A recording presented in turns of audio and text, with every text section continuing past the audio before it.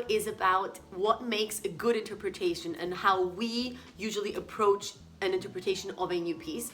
This actually was a question that was requested by one of you, so thank you so much for the question. We really liked it, and this is why we decided to discuss it in today's video. So maybe we should start by saying how we approach an interpretation of a piece first, and then maybe what makes a good one. I think that, first of all, there is a difference between pieces that you literally have never heard or pieces that are very, very common for you and that you've heard tons of times or are very, very famous, and you already have a preconception of how the piece should sound. Both, I think, have their advantages and their disadvantages. I would like to focus more on a piece that you actually haven't heard, and you're therefore, you don't have the easier thing of already knowing what the goal could sound like. Personally, the first thing I do is literally look at the text. I try to be as committed and loyal to the text as possible. And that is for me a combination of the text itself and the period that the text was written in. Say if it is a Baroque piece, different rules apply than if it is a classical piece or a romantic piece. So can I just ask, do you actually look at the text before you even hear a recording of it? I might listen to it once, but I won't listen to it once in order to get inspired for the interpretation, but I will listen to it just so I have a bit of an idea where are the difficult parts, where are the easier parts, what is the tempo. That's the only reason why I won't listen to it at all, to try to get influence from a certain interpretation. That's interesting. I mean, these are really two fundamentally different approaches, and I'm sure that both have their validity. The one approach is to literally, I mean, that's not exactly what you said, but the one approach is to literally not listen to any recording so that you form your own interpretation 100%. And the other is to actually listen to a lot and be inspired. And for me personally, I'm totally on that second side. I listen to a lot of recordings and actually also for ideas, because I know that some people say, yeah, but that's copying or something like that, but I don't feel like it's copying. It's not like I'm going to play 100% what that pianist plays, but it's just interesting to see what he or she does in certain passages, and I feel like even if I don't use it for that exact passage, I might use it, you know, in a parallel situation. I'd say the reason why I don't do it, that's why I said in the beginning, if you already know a piece very well from listening to it, it also has its disadvantages, is I think the more you already have an idea of how something should sound, the less detailed you will actually look at the score. Because I've also found that there are certain very famous pieces, I would say there has been a trend to play them a certain way that doesn't necessarily correspond to the text. Yeah, for example, Tchaikovsky Concerto. Tchaikovsky Concerto is a great example. Many chamber music pieces, tons of, or there are certain styles. I mean, there are certain things that definitely go against what's in the text. So I find I don't want to even feel the insecurity of, but this super famous, respected pianist that I love does it that way. Does he know something I don't? I like to just, you know, keep my relationship pure with the composer as much as possible. No, I totally get that. For me, it's like listening with a critical ear. So definitely taking the text and looking at it while listening, and also, you know, maybe in a way making notes of what I don't want to do. Sure. But at least for me, an important aspect of forming my opinion is also to see what have other people done that obviously went through a process and thought about it and analyzed it as well. And I remember actually when I was younger, now I don't do that anymore, I would totally sit down and write down like a whole analysis of recordings that I heard. I remember very specifically with one piece, I was comparing recordings. I had set up this table. On the left side I was writing the one pianist's interpretation, on the right side the other one, or also with other pieces. But yeah, I always was interested in comparing interpretations and seeing what it could do for me. And another important point is that an interpretation, when being formed, can definitely change multiple times.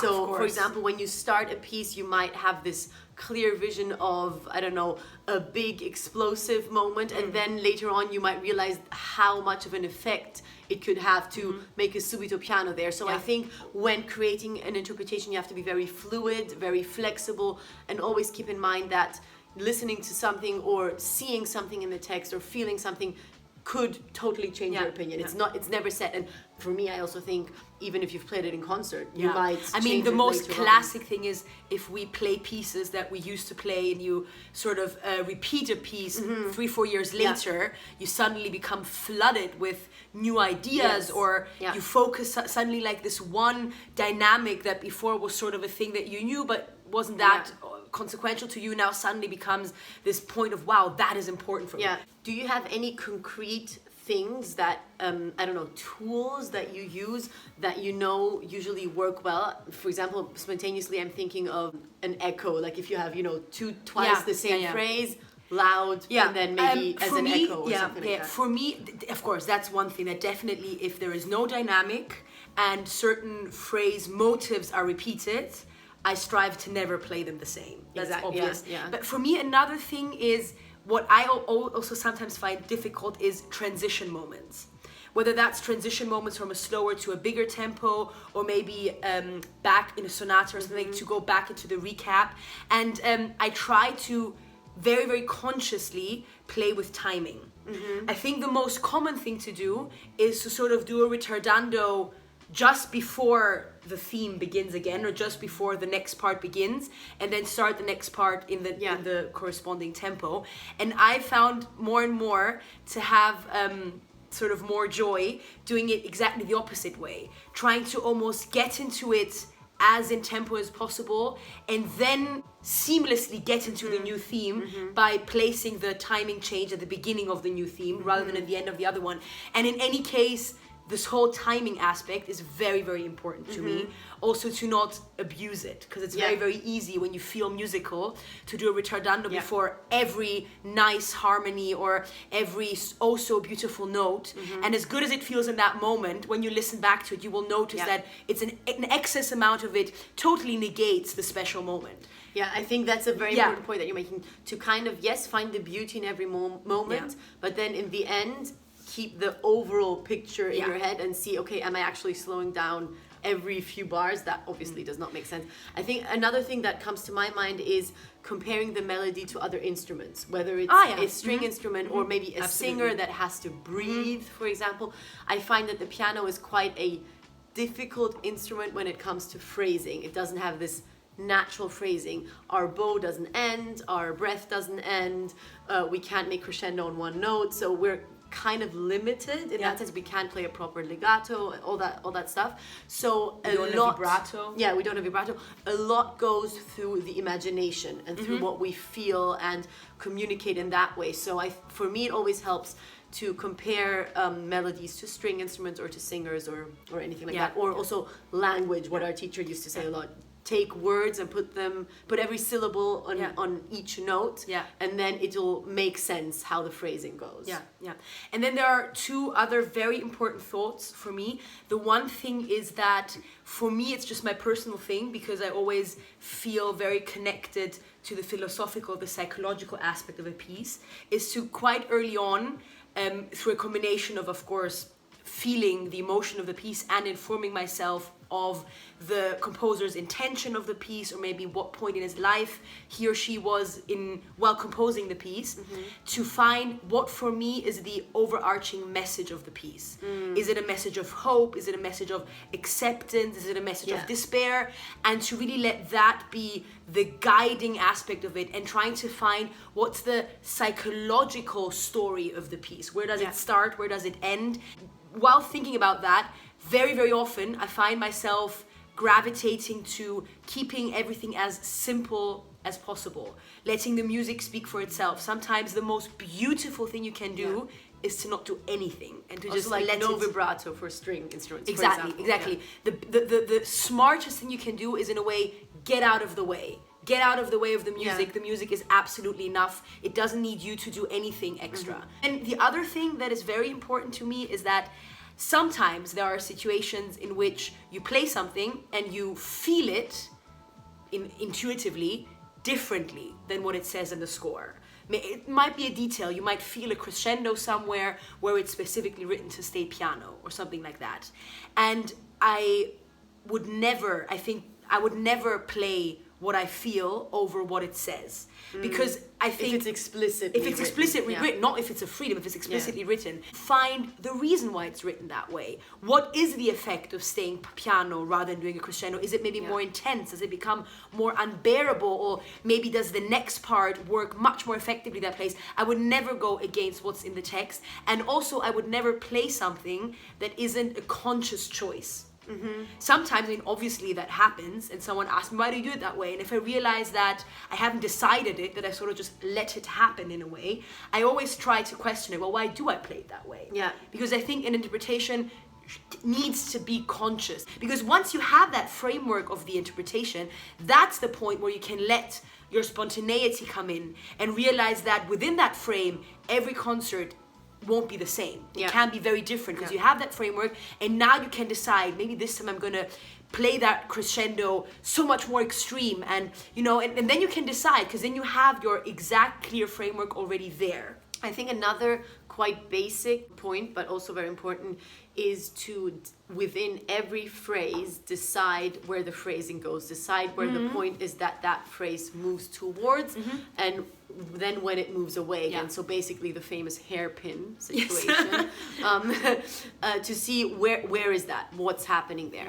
Especially on the piano, where so many voices happen at once, be very clear which voice you intend to let shine the most. Be very clear, where is the melody? Is it in the left hand, is it in the right? Which hand? Is it in the middle? You know, do you want to show the side voice here, the accompanying voice? Just be very clear what happens, because otherwise, especially on the piano, it's very easy for something to just become noise in a way, just everything at the same time. Just a cluster. So that's just very important to have that clarity as well.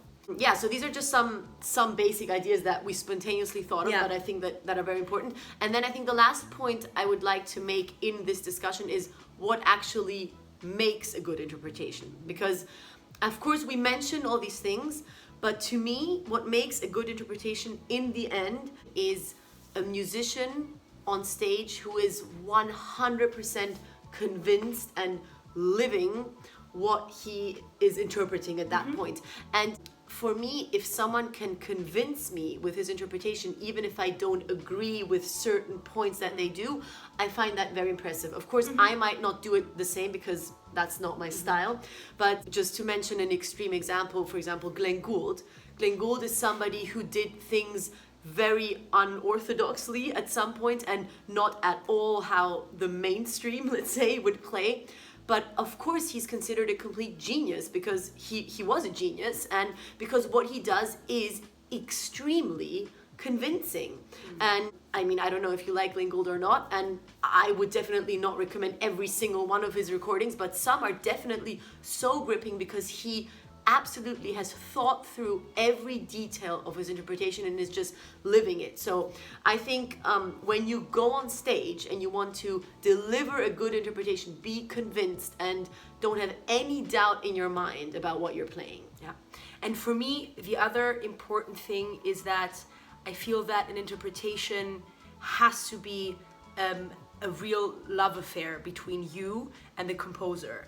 When I go to a concert, I want to see that the person that's playing is doing it for the composer, is doing it in order to get that immortal message across, and not in order to place himself in the best possible picture, to place the music in the best possible picture. Yeah, I think that the composers have to be your heroes, and the messages. We're just serving. Yeah, I mean, I was trying to avoid that word serving because it has such a negative connotation, but that's actually exactly what I mean. That we are, in a way, servants to that greater message of the music. And, I mean, the composers... You can say we're the medium. The medium, yeah. Yeah. So these are our thoughts on what makes a good interpretation. We hope that we could answer your question to your satisfaction. Obviously, this is a very subjective topic, and there are also schools of thought that go in a very different direction. And let us know if there are any other thoughts that maybe you have. You can share them in the comments, and we will see you in the next video. Bye! Bye!